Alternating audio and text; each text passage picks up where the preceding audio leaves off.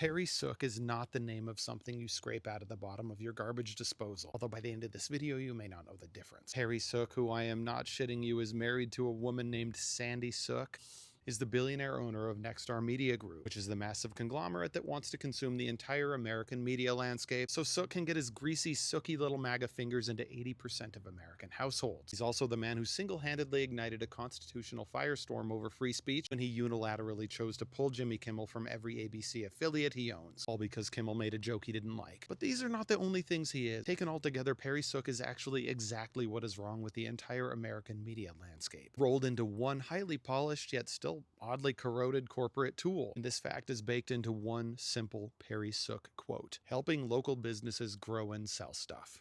That's our basic mission. Not speech, not journalism, not truth, not the Constitution, not helping Americans understand the world they live in, but selling shit. And that's the whole thing right there, because when you look through the lens of a billionaire Republican grifter, anything controversial, anything that triggers the most sensitive snowflakes in your audience, which is MAGA Republicans, is unacceptable because it hurts your bottom line. And that's all Sook actually cares about, because our for-profit media environment incentivizes the complete erasure of controversial or sensitive discussions, and instead rewards completely useless infotainment horseshit that can be sandwiched conveniently and easily between 4-minute infomercials for Ginzu knives and ShamWow. Comedians do not exist to make other people money. They exist to make us laugh and sometimes think. But when you put the amplification of their message in the hands of people who don't know how to laugh or think, but who are instead emotionally attached to the idea of money, power, and control, you set yourself up to fail. And that's what we're seeing right now. Our media environment has accelerated in its failures for decades. We just didn't fully appreciate it because the blast radius of those failures was limited by regulations at the FCC. And now those FCC regulations are at risk, because the delicate little snowflakes at the top were all cut from one statist cloth carefully sewn in North Korean sweatshops, which has given the Sooks of the world permission to take a jackhammer to the glass ceiling, which for decades has protected us from having to watch monopolies take control of the media environment. And now these people are trying to push the malignant spread of late-stage capitalism that took our greatest news outlets from serving as the unspoken fourth estate, tasked with keeping all of us honest, to a battered institution that now faces the constant onslaught of lawsuits, censorship, acquisition, or outright deletion. But this is not a doom spiral video, because I don't do those because they are not necessary. Perry Sook is not the owner of free speech. We are. Sook just figured out how to manipulate the for-profit media model that never should have existed in the first place so that it would work in his favor. So instead, let's make it work in our favor. Whether it's supporting me or Find Out Podcast or one of the thousands of other amazing progressive content creators, or major channels like PBS and NPR, we all individually have the choice to support creators that will not prioritize profit over what you need to hear. It's different.